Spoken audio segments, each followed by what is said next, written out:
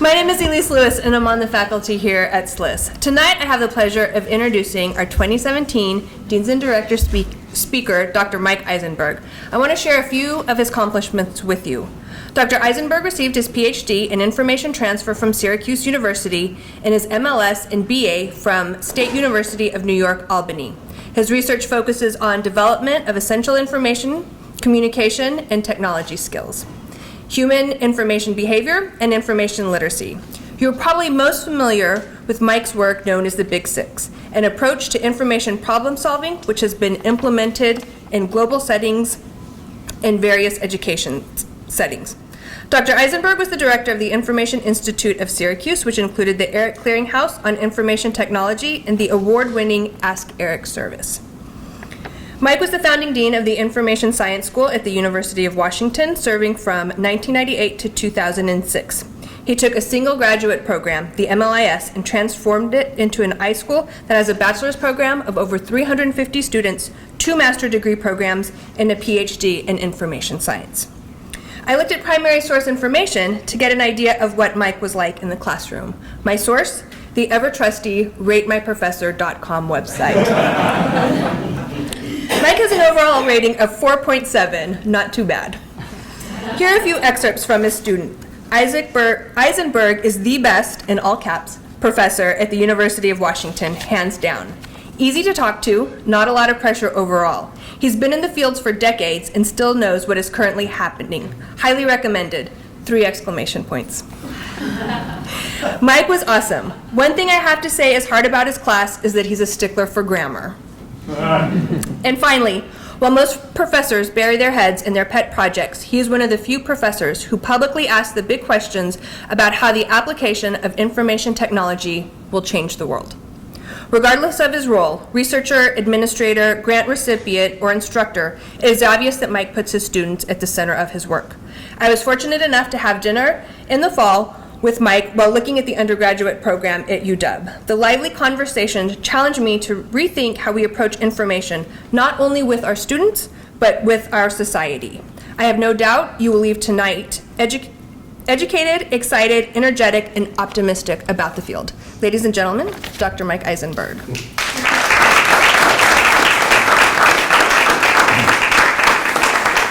Thank you. I'm going to take a moment to put this on. And you've seen most of my slides, so that's okay. No, I'm just teasing. And that, I found that I'm the one that put that one on. So yeah, I remember that crap too. You have to do that? No, this has to go like that. That goes on. This goes down. That's down. All right, see? Is that okay? No? A little bit of an echo or something? If I put it down, is that better? I can project. They said I couldn't project in this room, and trust me, I can project. Having been a high school teacher and a high school librarian, among other things, and also the classes that I taught were mostly undergraduate. When I stepped down as dean, I taught the intro classes, and I would have about anywhere from 150 to 250 students in a big lecture hall that I ran up and down. Which gave me my exercise. So I want to congratulate the University of South Carolina for your women's basketball team, first of all, and the men's. And actually, I've had decided to work that into my presentation, and I will in just a little while. My title is South Carolina, Your Time Is Now. And I've been fortunate to spend time here over the decades. I was invited when Dan was a faculty member, and I hung out. I did a national satellite teleconference of some kind, and we had a great time doing that. And then when Charles became dean, I was one of the people he had invited over to help kind of lay out the groundwork for the doctoral program, and I was very pleased to do so. And it's been wonderful to watch the University of South Carolina evolve and grow. And but I hope you got your seatbelts on, because the way I see it, you're about to take off for the stars. It's going to be exciting. It's going to be important for you, for the state of South Carolina, for the United States of America, and for the world. And I truly, truly believe that. So it is your time is now. And I think the women's basketball team is a good metaphor for that. I gave a speech just, I guess about a week ago, maybe 10 days ago, in China, in Wuhan, China. The iSchools all got together to meet, and I'll explain what the iSchools are, but there are 85 or 6 other schools, let's just say 86. There are 86 other schools around the world that have evolved from just library programs to information schools. And some of these slides I use there, and one of the ones I liked is this Steve Jobs. It also reminds me of Dave Lankus. You know, the ones who are crazy enough to think that they can change the world are the ones who do. And I really do believe in that. So I'm going to try to focus on 3 things. I'm going to just talk about the role of information in our society and societies. And then I'm going to do a little teaching of conceptual foundations and understandings of information. Obviously, I'm talking to most of you who know that. I also realize that the great way to get a crowd together is to give awards. I'll have to remember that when I put it together, because you're like, you had no choice but to sit through this, whether you wanted to or not. Although the rain has stopped, and that's good. So I'll talk a little about the understandings of our field, the information field, and also what these things called iSchools are about. And then finish with opportunities for the University of South Carolina. And I do live on the West Coast, and when they say USC, they talk about that other USC, but that's all right. Okay, so I want to set the scene. I also want to tell you that this original cartoon was drawn by Dave Lankus. You don't know, I think, Dave's talents as an artist and a graphic artist, and he's not just okay, he's actually extraordinary. And one day I came in and said, Dave, I want to tell this joke. The joke is, technology is the answer. Now, what was the question? And can you draw that for me? And this is what he came up with, and I think it's pretty cool. Now, what was fascinating for me, because I've used this probably for 25 years, is we had a session this morning, and Bill was there. One of the things that Bill quoted was James Baldwin. And I didn't have time to add this on, but it was kind of amazing. Where's Bill? I know he's here. So Bill, you see how it fits? Because the quote was, lay bare the questions that have been hidden by the answers. And lay bare the questions that have been hidden by the answers. So there are those screaming everywhere in our society that technology is the answer. But really, what is the question? And the question is, how can people and society be fulfilled and successful in whatever they choose to do today and tomorrow? I use the word fulfilled very purposely. I believe in fulfillment. I don't believe in happiness necessarily. You know, if you're just happy, that's okay, but I'm not sure that's a meaningful life. I think it's, I like Jimmy Buffett, but I'm not, that's just not quite enough for me. I think it needs to be fulfilled and successful. And then when we take that and we look at the question from our field's perspective, from the information field, it's that how can we then best use information and technology? How can we best meet the information and technology needs of people as they pursue their fulfillment and success? And I think that's a worthy question for us. And it's a broad question, and it's an important question. And we in the field, this is like imprinted. We have tattoos and things that our students talk about, that our field is about people, information, and technology, and how we put the 3 together and how people are at the center of it. And that really is what we're talking about. And so I want to go back to the origins of the information field. And in preparation for my speech in China, when I went to the origin, I was thinking about kind of where do we start. And if you look at the modern history of the information field, they often talk about World War II and the beginning of the computing age, and it had to do with encryption and breaking the codes of the Germans and things like that and whatever. And they really talk about information science as that. And then people will say, no, library science goes back way before that. And so we could go back centuries into the beginnings of library science and stuff. But I actually, in reflecting on it, was thinking that the origins of our field go right back to the very beginnings of humanity, to prehistory. Because before literacy, before anything, humans in the Stone Age and whatever had to do with finding information about prey and predators and about where they were going to stay and what was safe and what foods they could eat and all these kinds of things. So in many ways, the information field predates any other field. And also, what makes us human is not just finding information, but kind of saving it, like pictures on cave walls, and then passing it on to next generations. So the information field and the communications field are really the oldest of human fields in many ways. One of the questions I pose to my students, as a rhetorical question, is will we be reading in 50 years? Is reading, which is the decoding of characters and symbols on parchment of some kind or screens or whatever, is that a sustainable skill? It hasn't been that long that literacy itself, in terms of reading, was considered an essential skill in our society.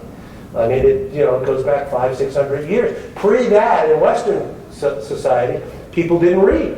Only the priest and the elite did. But they were information in. They were passing it on. In the Greek times, how did we pass on and save information? It was through, the narrative, through the story, through those things, sitting around campfires and things like that.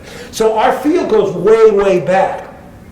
And what makes it special, what really separates us, and I'm not sure it's a separate in terms of the animals and us, is the amazing power of the human brain. There are creatures on the planet that hear better than we do. There are creatures on the planet that see better. They may smell better and whatever. But the integration of those senses through our brain makes us the greatest sense-making organism on the planet. And that's what we are. And we're insatiable in our taking in information, processing it, and then sharing it. And it all has to do with our brain. And what's so exciting now is we're just learning about the power of our brain. I will also say, I'm reading a book about dolphins these days. And it's really actually kind of scary and amazing because actually they may have it over us. But that's another story for another time, and I'm not an expert on that yet, right? So humans from prehistory, I'm going to do this really quick as to take us through, we developed symbols, we developed ways of communicating information, we developed ways of sharing it, and those are information technologies. And it was the human brain that allowed us to create those. I was in China, so I had to, of course, talk about Chinese inventions, and actually when you look at it, they predate the West by millennia. And there were what they called the 4 great inventions that took place in China. The first one being the compass. The compass was one of the first major information technology inventions. I mean, just think about it. To know where we are in space, to be able to orient and whatever. And it was invented in China something like 3,500 years ago, well before it was invented in the West and whatever. And it's just kind of amazing. And you think about from compass to GPS and what we've done and things. The second one was paper. And paper was invented in China to make it portable because carrying around those tablets and stone tablets was heavy. And it wasn't easy to share that kind of stuff. That was a joke. You can chuckle a little now and then and whatever. But you see that this was invented during the Han Dynasty. And then, of course, the printing press. Movable type and printing was actually invented in China well before it was, a millennia before Gutenberg and his Bible. The fourth one, by the way, the 4th great invention, I wouldn't be necessarily so proud of or whatever. It's called gunpowder. And that's gotten us in a little trouble as societies. But Well, I'll take these three anyway. And then we think about other inventions, and these are other Chinese inventions over time. Currency, movable type, the 3D relief map. And these are all, again, I hope you're starting to think, these are information technologies. And so, you know, when someone says, well, I'm really anti-IT, they can't be anti-IT. There's no such thing, because again, it's what makes us human. Now, at the same time, these information technologies we've been adding into our world, we have moved from the agricultural society to the industrial and to the information. And I probably should change this because I'm here in South Carolina, because we're really not an information society. We are truly a knowledge society, and I buy into that. Dave and I argue whether the term iSchools or information schools or knowledge schools, that's okay. But I would certainly recognize that we're in a knowledge society, and that's what makes us really special. We've always been an information society to a degree, and we're still an agricultural as well, and industrial. However, the real change that's taken place since probably World War II is this shift to the nature of information and knowledge work. So if we think about IT through the ages after the ones that I mentioned, just think of a few of these, right? Numbers, the clock, the library, postal systems. The Pony Express in the United States, that was actually developed by the Mongol Empire. And they could, from one end of the Mongol Empire in China all the way to Europe, because they had conquered Russia, they could send a message through Express, and they had stations every 200 miles or so. And it was just amazing how they did that. Encryption, newspapers, the punch card, right?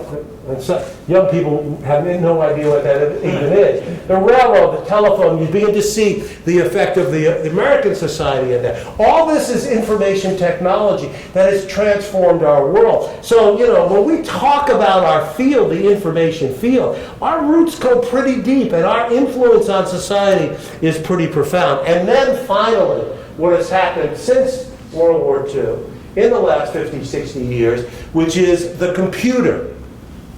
And it's an extraordinary device. When we think about, the old ENIAC, and that's a mainframe and a PDP-11 mini computer, to a PC, right, to a laptop. I can't see which kind that is. To the smartphone, which is such a misnomer. It's not a smartphone. It's a handheld computer. And this computer, mine right now, is more powerful than the laptop that I have. And we need to think of it that way, and the implications of that and whatever. It's extraordinary what has happened.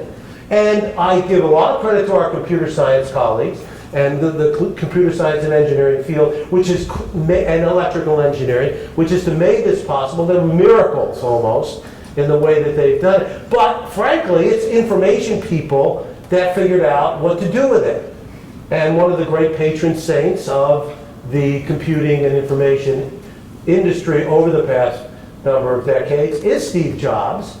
And I would say that Steve Jobs was an information guy, not a computer guy, who had tremendous vision about how these things can be used for societies.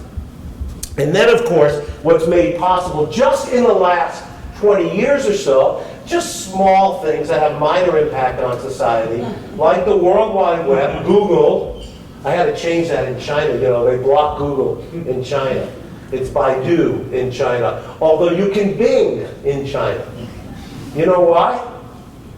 Charles, you might be interested. Because Microsoft compromised and agreed to censorship in the Bing search engine.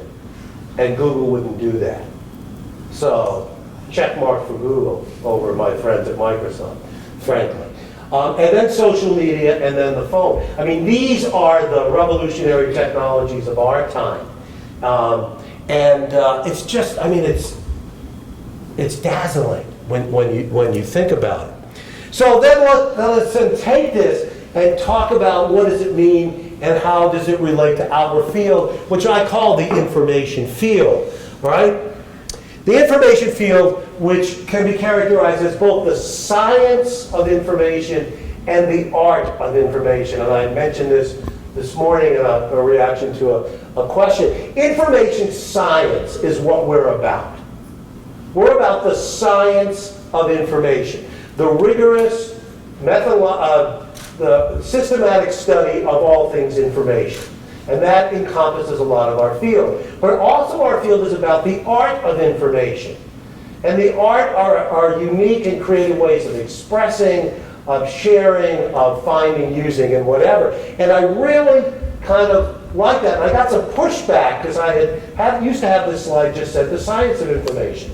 And I got some pushback. And it's true that art has a lot to do with it. And Bill, I was talking earlier, and the poetry, a poem, is an information tool form. It's a way of expressing emotions and ideas and thoughts in ways that touch us that other things can't. I used to have my students teach them how to write abstracts. And then these days I taught undergrads how to create a tweet. I mean, that's an art form as well as, another form. But think about haiku and tweets.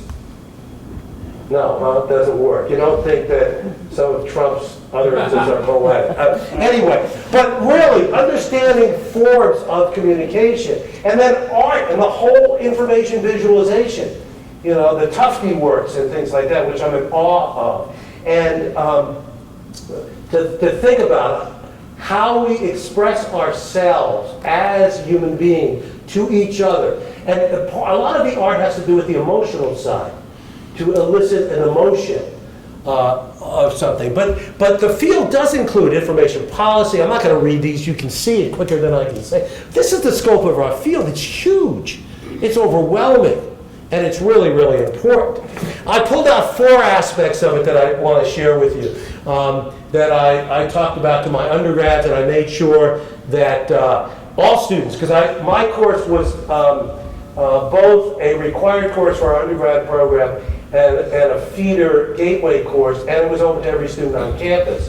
And we have 3 of those courses now at the University of Washington, and about over 2,000 students a year take those courses.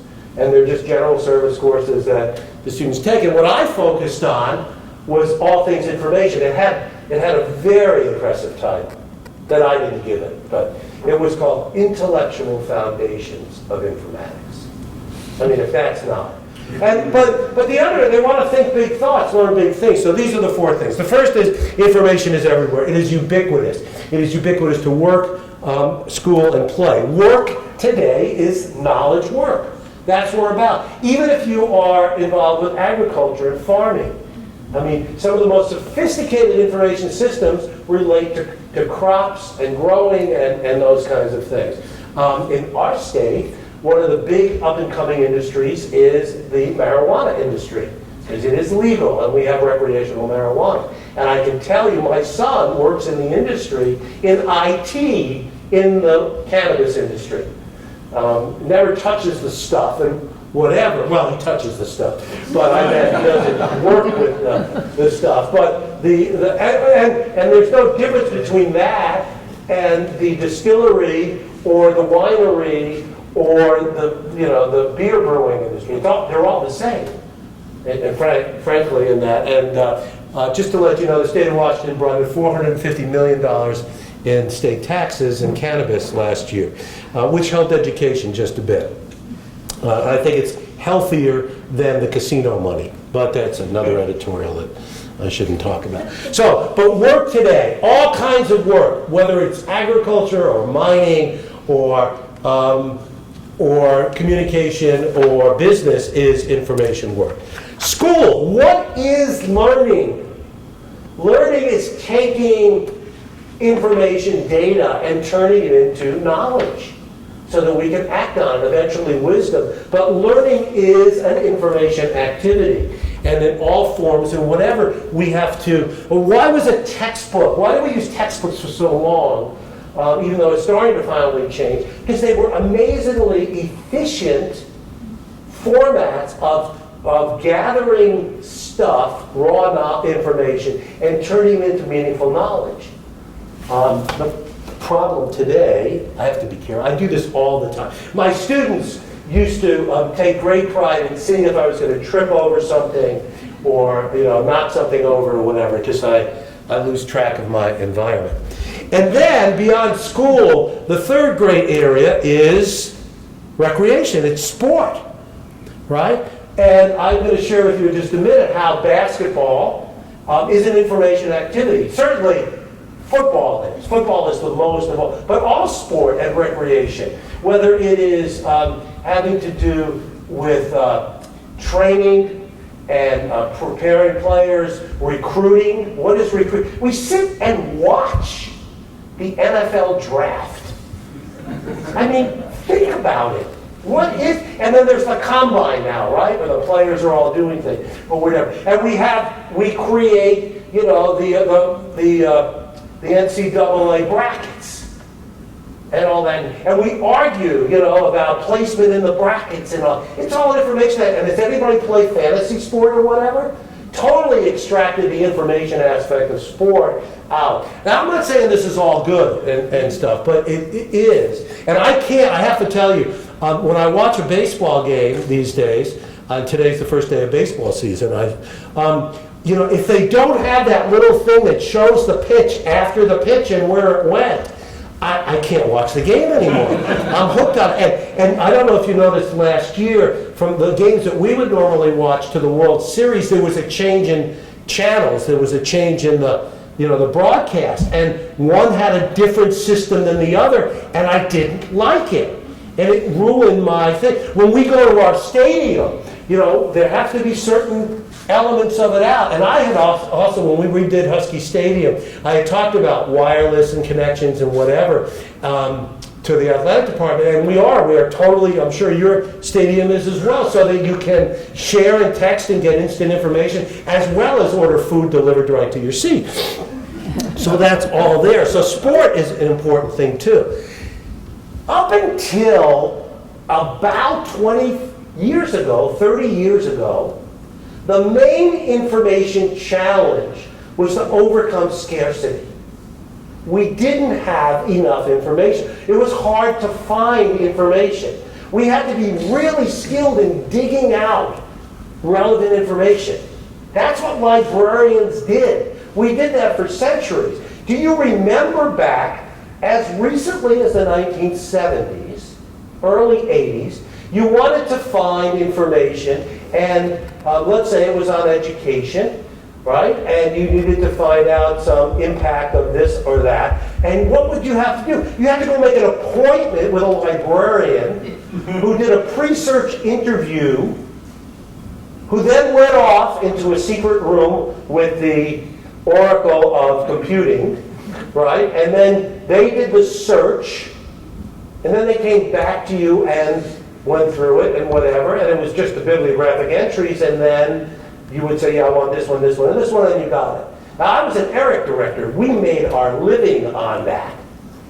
And it was pretty good, and it was expensive, particularly for the really heavy-duty business databases. You could spend easily $50, $100 on one search, right? Even ERIC was $15, $20 an hour on that. I mean, it wasn't that long ago, folks.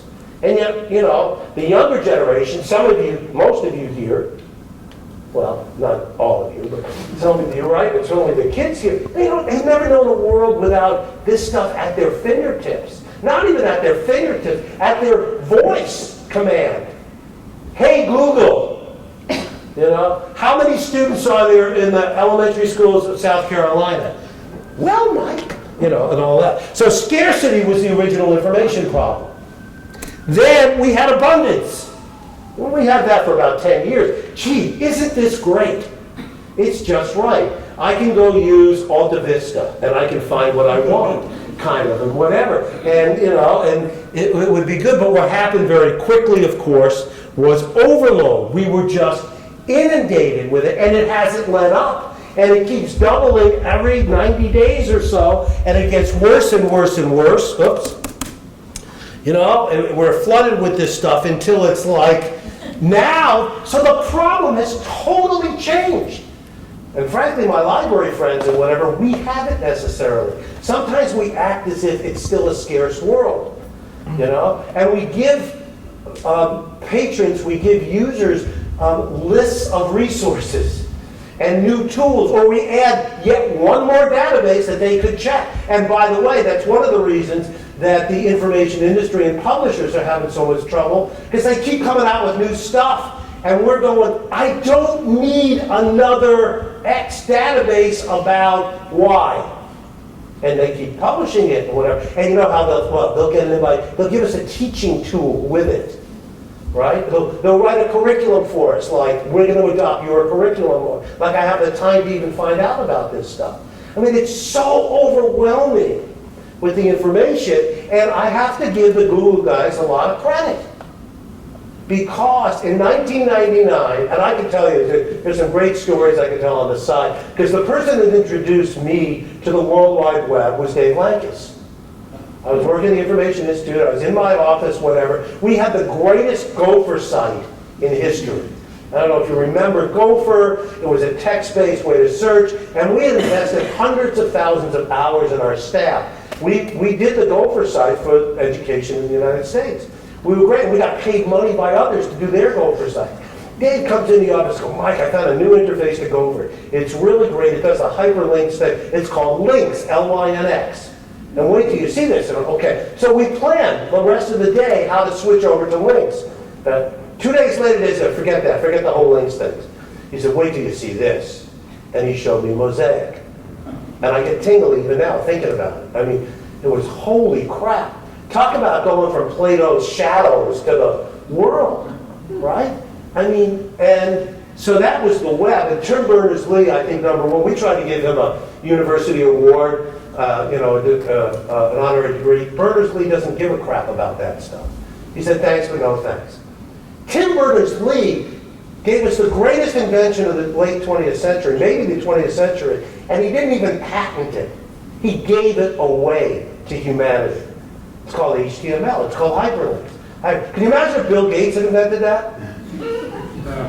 Just say. Or Steve Jobs, or, God help us, Larry Ellison on that kind of thing. But you think about it. And then, Brendan Page come along, and Brendan Page say, and they look, where they got the idea for PageRank? It was the library literature. Because we were doing similarity measures and citation searching and stuff like that. And they said, what if, in search, we decided to build in how many times people actually connected to a site, as well as the topical relevance on matching keywords. They said, let's try it out. 1999, you could read the paper they wrote, whatever, and it goes, whoa. And it went from about a 30% precision recall, 30% performance, to only about 75%. Holy crap. And it changed the world, And there's all kinds of stuff about it, but that's, it changed the world and it was an information invention and whatever. It just bothers me that librarians didn't do it. The generation today, our students, the millennials and younger, are the Google generation. They have never known a world without the World Wide Web. How many of you knew the world before the web? Just wait. Most of you. How many didn't? And we're the little kids here, yeah. Right? And you think about this, a world, right? And my grandkids, who are 12 and 14, not only have never known a world without the web or without Google, but for them, they've never known a world without a device in their hands. And I know everybody tisks and whatever, and poor Logan and Leah, they have their face in their smartphone all the time, and they're hooked up at night and whatever, all this stuff like that. But you got to watch what they're doing, because it's a window to the information universe. They're not doing just one thing. They're not just mindlessly consuming like I did as a kid when Mom put me in front of the television, and I sat there watching Captain Video all afternoon, right, or Soupy Sales or something. I watched a lot of Three Stooges movies. And it was passive and it was coming one way. That's not what Logan and Lee. They pick and choose what they watch. They're texting their friends. They're Snapchatting. They use the number one educational source on the planet. What is the number one, trick question, educational source on the planet? YouTube. Somebody said, I heard the Wikipedia, that's what I thought you'd say, and then I'd say, haha, it's not. But I think I heard it right from the beginning. It's YouTube. You can learn how to do anything on YouTube. It is amazing. And Google bought it, you know. But I mean, I had to learn how to, I'm fishing these days, Dan, you know. I do some fishing, and I haven't fished in years, and I need to learn how to fillet a fish. Right? Man, you two ways. The Canadian way of filleting, well, it's easy. You make 3 cuts here, do it, and blah, blah, blah. You know how to do it. So I asked my grandson Logan, figures out how to do everything on YouTube. Now he uses Siri as well. You should see him do his math homework. And thank Siri for the help. You know, it's kind of, well, is it cheating? Is it whatever? That's another question. But the point is, we have turned the world upside down, and it's an information world. Now, I did a TEDS by UW. We have, you know, you have the localized TEDS talk. And I did one on what I call information alchemy. And so I want to share with you that. Everybody knows what alchemy is, right? That's where you turn the raw material into gold. And so the way I show it here is, it's, you know, these raw things and lead and stuff, and then into gold, and then even further. So this is Dave's knowledge, right, in a way. And this is kind of, you know, just information and those things. But let's do it this way, right? So what we really start with is data. And I just laugh now with the, you know, the whole big data, data analytics, and all that stuff. I mean, it's important. It's like we didn't have it before. But they quickly will realize it's not about the data. It's what you do with it. It's how you turn data into information. You put labels on it. You figure out what it is. You define it, whatever. And then it becomes knowledge. And then if you live long enough and you do it enough times, you're wise. You have wisdom. Okay? And that's for guys like Fred Roper and me and whatever, maybe, where we've done. It's also a great musician, right? You ever listen to a, you know, Yo-Yo Ma or something like that? I mean, he is not just a knowledgeable player, but he is wise. It's just, it's freaking amazing. And there are a few things in life that we do that way. You know, and when we do it, it gives us great joy. And that's the other thing about information. As you move up, as we gather and resolve it, there's joy in information. There's also fear in things. But so really this information spectrum, and I teach this to the undergrads at our school and talk about. And I know this is a little simplistic, and maybe it's not a linear line or whatever, but there is a hierarchy or a movement from data to information to knowledge. And I understand that you guys are proposing the knowledge school, and I get where that comes from. I think it's kind of an interesting signature. But it's not the term we use. Both the word information is used in many different ways and confusing in a lot of ways. Because while it is that between data and knowledge, and it is data that makes sense, there's another way to define information. Or you can use a Michael Buckland, right, which I'm going to show you in a minute, right? Definition. But we also use information to mean all that stuff out there. And I heard it today, even when you were talking about knowledge and stuff, you kept saying information. Because information is the broad term that means data, knowledge, information, wisdom, all that stuff as well. So it's all information, but then you can get specific in the definition. So I think it's cool to call yourselves a knowledge school and to emphasize that, whatever. Recognizing, though, when you're talking about the stuff in the weeds and the trees, it really is more the information side or even the data side of the house. And it is that aha moment, right? Where you take raw data, you know, just symbols and whatever, and you put some labels on it and it makes sense. And then you take some of that, and you take some of that, and some of that, and all of a sudden that information, or you look at that over time, you understand something. You gain knowledge. And knowledge is joy. How's that? That's an Eisenberg thing. Knowledge is joy. When you move from information to knowledge, we feel joyous. And again, wisdom is beyond that or whatever.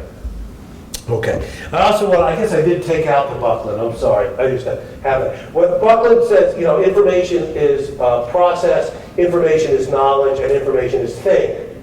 And when I used to teach the undergrads, it's not each one separately, but it's information is knowledge thing and process all at the same time. It's like a cubist painting. When you look at a cubist painting, you look at a phenomenon from all different dimensions at the same time. So information is thing, that's the physical or virtual artifact or whatever. Information is process, it is that which is informing, and information is the idea itself. And it's great to get freshmen thinking about that, you know, as well as epistemology or whatever, okay? So the other thing I like is I come from Syracuse, and the guy that invented this is Bob Taylor in 1986, which is fascinating, and that is a system which adds value to information to better meet human needs. That's a definition of an information system. It is that which adds value to information to better meet human needs, to move up that hierarchy. That's what, that's the value-added model. And Taylor's model had something to do with this, right? There is the criteria, what are the human needs, and then what are the values, and then what are the system processes that add value that meet needs. It's kind of like, there was an old lady who swallowed a fly. You know, and that whole story, swallowed a fly, she captured a fly, and blah, blah, blah, blah. That, it's the connection. System processes add value. You want to make $1 zillion? Figure out human needs, figure out the values that you can add to meet those needs, and then figure out the system processes. And I'll show you an example of that. An example of that is Google. Google. PageRank. Just what we talked about, right? That PageRank system, which was better able to identify what people really wanted, added precision, it reduced noise, and they made $1 zillion. Right? Why didn't we do that? We're librarians, damn it. You know, we knew that. We've done citation searching. We knew it. I don't know. We just didn't. They also crawled the web. And they didn't invent that, but they used it, and they took in many more sites than that. So they always have currency. And that's a quality. Human beings value noise reduction and quality. Right? And this order changes, and it's situational and all that stuff, and whatever. And the last one is geolocate, localization, adaptability. If we do a search here today, right now, and at the same time somebody in Seattle does the same search, they're going to get different results. Now, we were doing some studies at one point, in the early days, before we realized they were integrating this stuff, and it drove us crazy.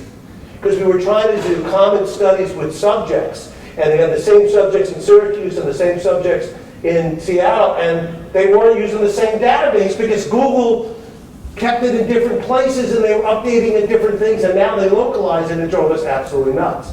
And also fascinated us. We started laughing after a while. So that's why Google is so great, and there's a lot more. But you see the connection? It's not just about the system processing. It's about the values that are added and how it meets human criteria. Here's another one. Does anybody have, what are these called? Right. So it's an information system. It's a quick delivery system in order to deliver, and let's talk about it as an information system, right? So the first is, the format is the system process, which adds simplicity, which creates ease of use. You don't have to mix the formulas. You don't have to do that kind of thing. So that's important. All right? Vaporizer, it filters out precise noise reduction, just what you need. Just the amount you need. Right?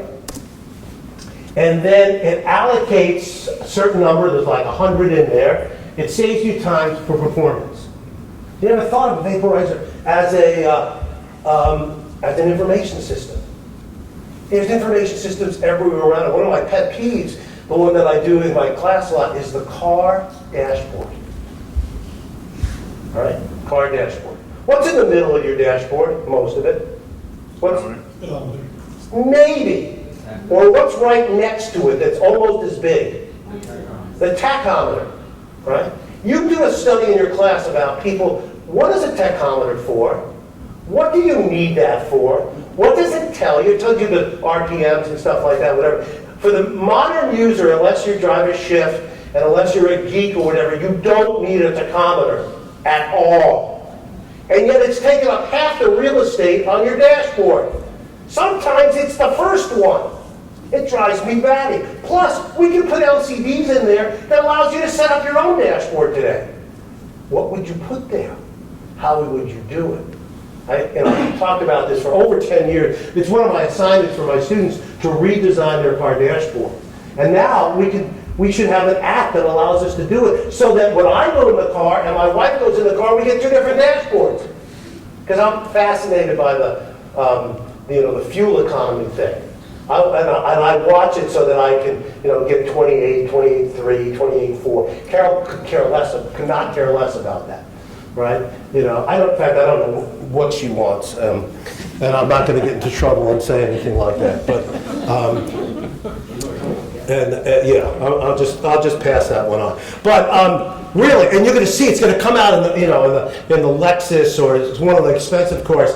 It's probably the easiest thing. You have BMW here. Go talk to BMW. Tell them you got a great idea for them. I bet, okay. The last thing I want to talk about in this, and I've added this just 2 days ago because I didn't know, it was, Monday night I was hoping that you guys would be in this one too. This game, the men's game. But it's okay, man, you made it to the Final Four. That's pretty damn good for now. The men and the women, you are the basketball center, the college basketball center of the universe right now, right? So let's take it from a value-added perspective, right? This is the men's team, and I looked at your coach's statements and I did a little analysis. He believes you run every time. That simplifies things for the player, that makes it easy to use. If you're a Gamecock, you run every time. That's what they do. Also, you communicate. It's one of Frank's big things is if the players aren't talking to each other, then something's wrong. Now, you think that's really simple, but you watch college basketball teams. They don't communicate a lot of the time. They got their heads down, whatever. He wants them actively, because he wants current information. Where are we right now? That's quality of information. And the last thing is protocols. Frank has laid it out, right? No layups, not really, right? No threes, not really. Focus on, what does that say? Hard twos. My eyes are really hard twos. Hard twos mean that they're your mainstay. They're not soft twos, whatever. It means inside, just around the foul line or whatever, to make those twos. And that's the philosophy of the South Carolina men's basketball team. Those are information decisions. So Frank is focusing on simplicity, currency, and efficiency. And that's how he wins games. There's other things involved as well. The women's team, dynamic style of play, effectiveness, performance. Meaning it changes and whatever, and there's a constant fluidity and a constant movement. She also believes in controlling the tempo through the guards. That's adaptability, and that's a quality decision. And lastly, fan support. You are the #1 team in terms of attendance for women's basketball games. That is, you can't underestimate that, particularly at home games. It's usually 5 to 10 points a game that means, and that kind of engagement, and it's pleasing, it's fun. That's why kids want to come here. Dave and I are Syracuse guys. The Carrier Dome is no accident, and it's our biggest recruiting tool. You want to play before 25,000 to 35,000. So even basketball is an information activity. All right, I got to keep moving on. So let me talk about the iSchools. Something I dearly love and I'm involved with. This is also a Dave Lankus drawing. I don't know if you recognize it. Dave used to have a beard and whatever. And I told him I need an information guy. And if you notice it's zeros and ones on the glasses and behind it and whatever. I mean, it's brilliant, right? Can this guy draw? Didn't know he got that as well, right? We look at the world through information, colors, glasses. What our common bond among our schools is at the end of the day and the beginning of the day, we put on our information glasses. That's how we see it. Charles, you're a great dean or whatever, but you look at the world through communication glasses in many ways. That's what you were trained in. That's your base, and there's nothing wrong. Some physicists look at the world through a particle base every day, right? right? Engineers look at the world and what they can build. It's all okay. But what binds us is that information bind. That's why the undergraduate program is as important as the doctoral program as the master's program. And what is this common base? What does it look at? And again, I come back to the question. How can we best meet information and technology needs to make people successful? Again, people, information, and technology. So here's the change. Remember Ptolemy? Ptolemy looked at the world with the earth at the center. And well, who changed it? Copernicus. It was Copernicus, right? Galileo tried to communicate that, got in a little trouble for it. But he changed it to the sun. Now, does that mean the earth wasn't important anymore? The earth is the only planet in the solar system that has life. Planet here that we think. There may be some moons of Jupiter that we don't know about. There are little people running around, or little beings running around. But we move from the earth to the center to the sun. I'm a librarian. I was trained in library science. It was the greatest thing that happened in my life when I found the library field. I was a school librarian for 10 years. I know the secret handshake. I know the tattoo. I didn't make Beta Phi Mu. I wished, but I was a child of the 60s and we didn't really care about grades and stuff. and actually, in reference class with Bill Katz, who wrote the textbook, I contracted for a B because if you didn't want to take the final, you could get a B. And I said, okay, I won't take the final. And Bill got mad at me. He said, Mike, you're the best student, you can get an A. I said, yeah, I know that, you know that, so I don't have to take it. You know, Bill always, he wrote that in my letter of, I still have a letter of recommendation from Bill. But I didn't, if I had known, they didn't tell me about Beta Phi Mu. Because I mean, it's really cool. I mean, I think it. So anyway, libraries are not at the center of the information universe. They're over here. They're really, really important and whatever. But the center of the information universe is information, right? And that's all we have to do. We have to move over so that we can do great things. It's kind of like, whoa, it was supposed to go like that first. It's really not at the center. It's everywhere. And there are those that say, if you read about Kurzweil and the singularity, that the universe is made up of information, but I'm not going there and that. The iSchool started in around 2000. There were 5 of us that got together. Tony Carbo from Pittsburgh called us together. There were 5, and I'm not going to go through the history on that. Until in the seminal meeting actually was at North Carolina Chapel Hill in 2003, when we added 5 more schools, including Chapel Hill and others, and we decided to name ourselves the Information Schools and iSchools, and there's a story beyond that. Today there are 86 information schools, and I'm telling you, in the next few years, it's going to go off the charts. Not only are there going to be information schools, they're going to be I-departments and I-programs. Every community college someday will have an information science department, as they have communications and other things like that, because they should, right?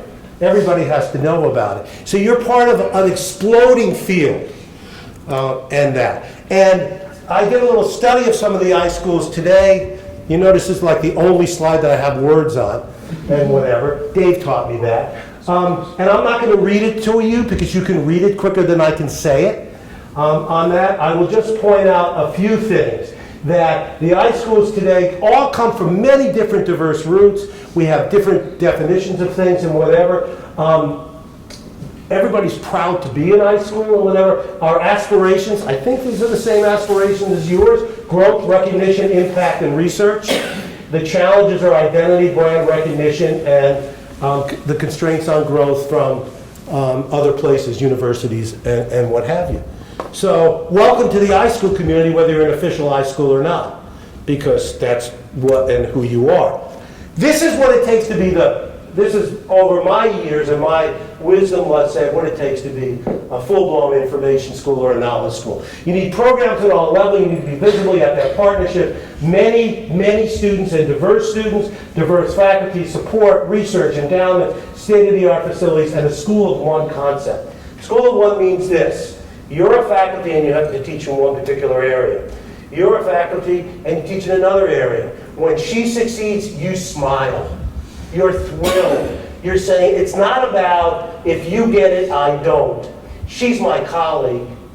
Her area makes me better, and vice versa. That's a school of one, right? Not that everybody has to do everything or be involved with every decision. It's just that we celebrate each other and we work together for the good of the whole. It's not, because we get this question now, that we're up to so many faculty. See in a minute, we're over 60 faculty. How do we stay at school of one? Don't we have to compartmentalize? Don't we have to make departments? Maybe we do, but we're still a school of one. The departments are just a structure on that kind of thing, okay? This is where I started out in 1998. And actually, it was worse than this. This was the building I moved into after 4 months. The library school at the University of Washington was actually in the basement of the library, right? We had a few rooms there and one classroom. Nobody knew we existed. So I immediately moved us out to temporary quarters, which was this. This was called the Old Electrical Engineering Building. It was called Surge Space. That's a place you put things temporarily until you find a home for them. But the one thing we did is we put our name at that. We were originally the Graduate School of Library. In the first week I dropped G, and then I stopped even calling us the S, and just said, and we put it in this, and we blasted the lights all night long, because this faced the student center, so that we started to get some visibility. But we were a school, and I almost never give speeches about how we did it good at Washington. But I'm doing that here. First of all, it's kind of one of my last speeches because I'm not doing this very much anymore by choice. And also, you can do this. And that's part of my, Dave said, tell them they can do this. So I was the director. I came in. There were 5 faculty. I used to have 7, 2 left when they saw me coming. Right? 3 staff.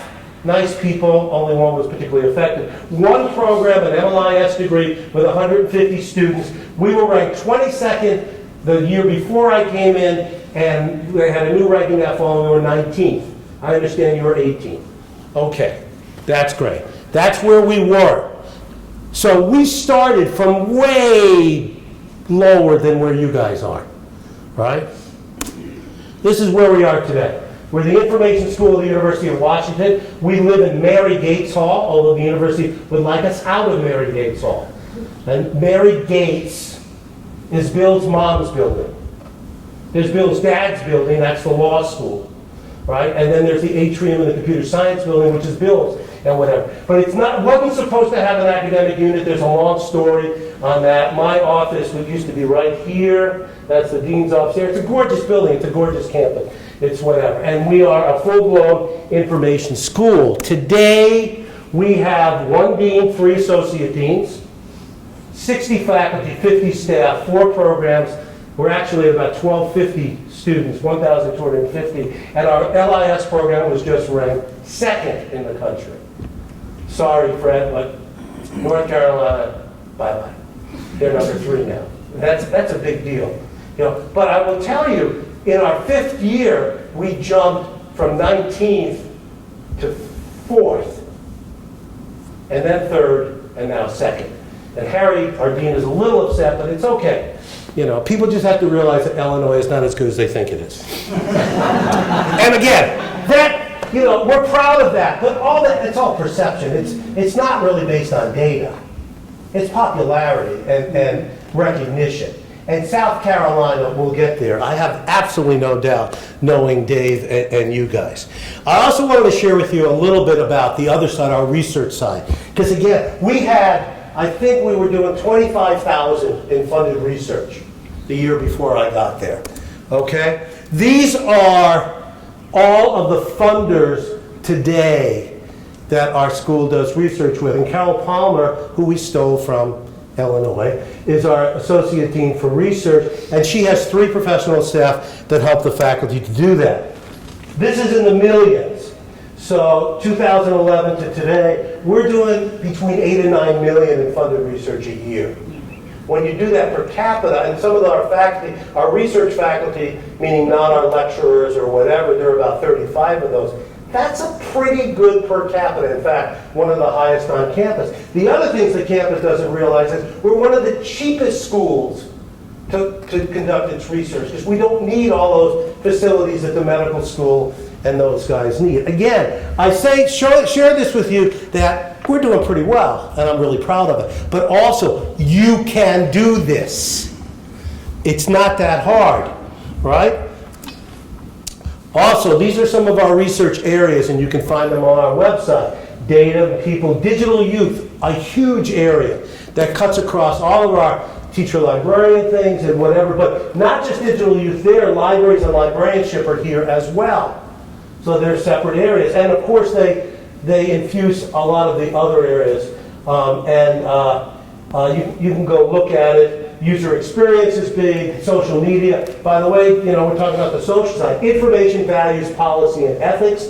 Information for social change. Our TASHA group, it's called. Technology and Social Change. I just thought I'd show you some of that. The Digital Inclusion Project, Crisis Informatics in Chile, the Fearlessness, which has to do with value-sensitive design. We did a major effort in Africa and Rwanda in capturing the voices that experienced the genocide before they disappeared and things, and video and things, and then mobile money in countries that are using phones for that. These are just some of the projects that have a social impact that is part of our research profile.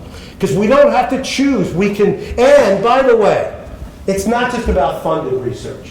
Funded research is great. It helps us to have funds for the school, it brings in revenue, it's good for our university ranking or whatever. It also allows us to support research that doesn't have a natural funding source. Right? Because it's not all about the money, it's about what we do. So many of our faculty do research that doesn't have funding, and that's okay for tenure and promotion and other things. Whoops, did I just? Right. So I want to show the academic side, and I know my time is going, so I'll go. But again, we have this 60 faculty. We have 25 lecturers, as well as 35. And our lecturers are not second-class citizens. They can be chairs of programs. They make sometimes more money than tenure-track faculty. They are the best teachers. We value them. In fact, they are leaders in our school. We also believe in staff. The staff free up the faculty so that they can do the value added that adds to a school. And staff are equal partners in what we do as well. And I just wanted to show out, remember how many library students did we have originally? 150. Today we have 375. So library science thrives in our school. And not only that, where people used to have to come to Seattle and it was a location-based degree, now it's across the state and across the region. We don't publicize that much nationally because we have plenty of action in our region. We particularly, 1/3 of our students come from the state, 1/3 from Oregon, because Oregon doesn't have an information school or a library program, and then 1/3 from other areas as well. Mostly domestic on that. Our information management program is like 80% international. Just overwhelmed with that. Okay, the program actually, we're up to 450 students now. This is Scott's program. Again, I'm not going to go through this in detail except to say you can never teach the undergrads too much technology. So they have to have that. All take 2 programming courses out of computer science and a data structures and algorithms course. It's a very competitive major. Last year, we had 800 applicants for 200 slots. More competitive than computer science on the campus. And 40% women. Computer science is lucky if they get to 20% women in that. And you see the rapid growth because it takes 20 years, 10 to 20 years to build an undergraduate program. You work around, you get out there, whatever, but eventually you hit that tipping point and everybody wants your major. And so it'll happen here, and but it took us, almost 20. And now students hire students. We had our first, multi-millionaire undergraduate sold his company for $80 million. That's pretty good. He's giving back to the school, and it's really fun and interesting. These are our tracks, and I'm not going to go through it, but computer interaction. Just one thing I'll say: web development. Nobody else wants that. It's beneath the computer scientists and the kind of straight IT vocational type thing. They don't want to do it. It's a perfect major for us. And now it's apps as well. So a lot of our students go into those kinds of jobs. Oh, and we have 100% placement, 100%, average salary 72 to 80. The range is from 65 to 125. Now, we're in Seattle. We're a capital of the information age. But look, you're stonewalling from us. All right? That was a joke. But not so much a joke, right? And you'll take some others. What Dave is doing here, and what I did, is frankly, we took the Syracuse model, which is a beautiful, wonderful model, in the tundra, the frozen tundra of upstate New York, which is really hard to plant things in. I love upstate New York. I still have a summer home there, and that's the Rust Belt, all the way through Michigan and all that stuff. It's really hard. I feel terrible for those people. But we took those seeds, it's like Johnny Appleseed or whatever, and I went over to Seattle, the most fertile soil in the country outside of Silicon Valley, and we planted it there, and look what happened. But you're in South Carolina. You got the same fertile soil. You got the same opportunity. So it's a no-brainer is the way I see it in terms of the opportunity for you guys to succeed at the very highest level. Okay, I'm going to skip that. I got to show you I just got to do this. I'm sorry if I'm a little over, but I'm really proud of this. This is some of our students. I'm an informatics major here at the University of Washington High School, and I think it's the best degree on campus. Informatics merges technology and humanity for a great education and a career where you can really make a difference. So it's kind of like the study of the interaction between people, information, and technology. And what we do, practically speaking, is to train our students to build information systems that work for people. Information really does rule the world, and that's why there are so many career choices for informatics graduates. What I'm particularly interested in is user experience design. I want to work for nonprofits. Web development to cybersecurity and project management. I already have accepted a full-time offer from Liberty Mutual Insurance. I'll be an IT analyst as part of their technical development program. Students entering our program right now are in a great position because it's a boom time. I have industry partners knocking on my door every day looking for amazingly talented students. So informatics is a great major with amazing job opportunities. And here's why the place to get that degree is the University of Washington Information School. Okay, I'm gonna skip it out. You can go look at it yourself. Pretty good, huh? And we didn't give them a script. And by the way, I've taught almost all of those students. Okay. Also, on the outreach side, we have now an iAffiliates program, we call it. Everything's I. It's all branded, it's all that. I mean, the iAffiliates program are our corporate partners and whatever. These are the ones that play a premium to be in it, but you see all of them. And I want you to notice that the King County Library System is there, the Seattle Public Library System, Costco, it's not all tech companies that are involved with our affiliate. And this is just expanding as well. So here's what I want to end with, right? Opportunities for you. It is an information wonderland out there. So USC, come on, let's take advantage of it, right? Join the Irish Sky Schools. You're developing on your own way, but everybody needs to hear your story. And so whether you call yourself an iSchool or not, you need to be part of the club, of the group, right? Promote what is uniquely information and then collaborate with others. One of our next challenges is music, business, medicine, anthropology, poetry, almost anything, public affairs are the way you can lead in your region and in the world. There's plenty of room out there for all of us. Some of the implications are that all your current areas, whatever it might be, they can flourish. It's not where we got to downplay school libraries so we can do that. Other areas, right? And you need to think about brand.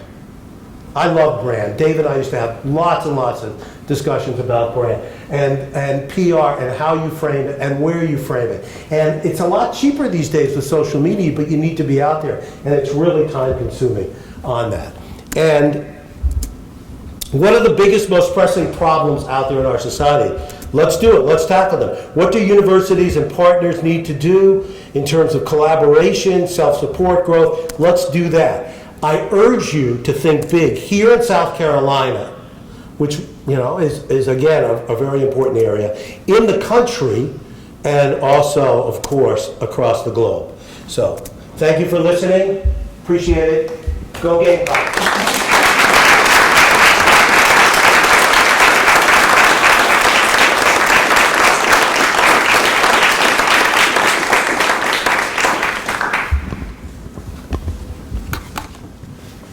Wow, thank you, Mike.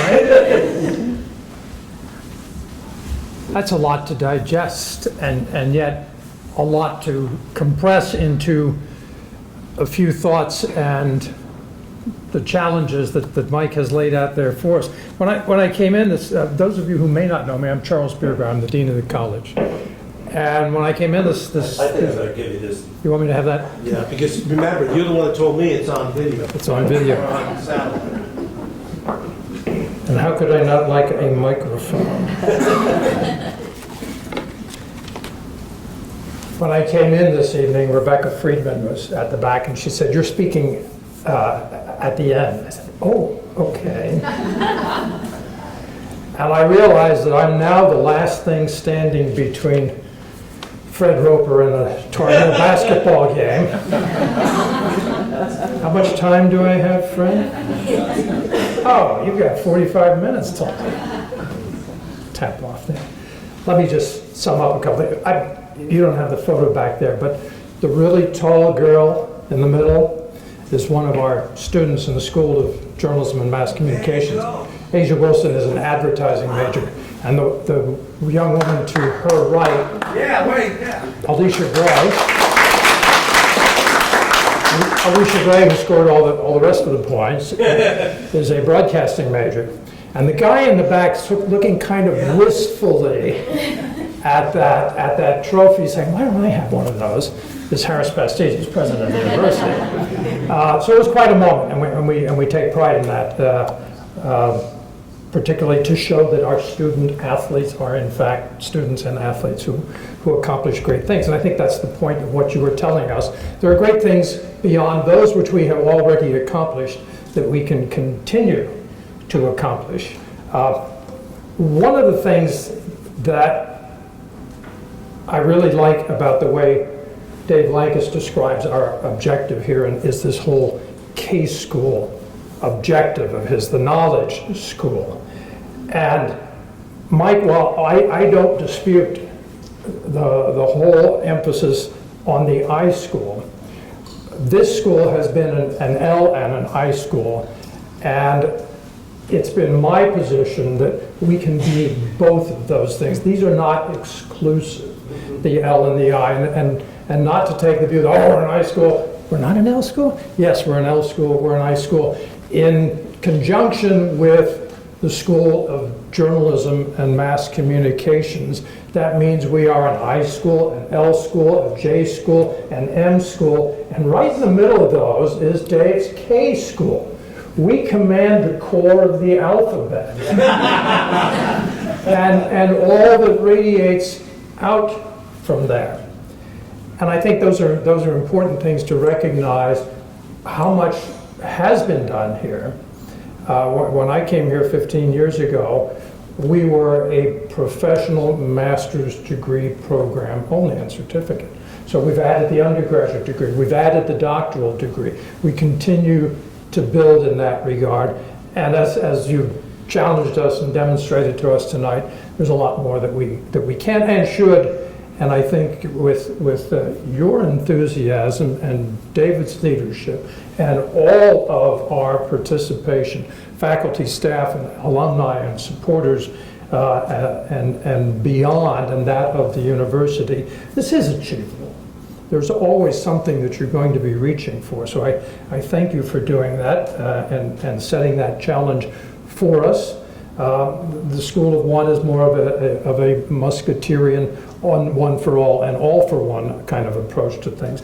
And that's very much what we were talking about today. It's been a long day with a lot of discussion about where this school as an institution and as an enterprise is going to go and the things that we can continue to do. So at that juncture, let me thank everyone for being here tonight. The storm has gone by. You can probably get home safely. There'll be some basketball celebration another day later this week.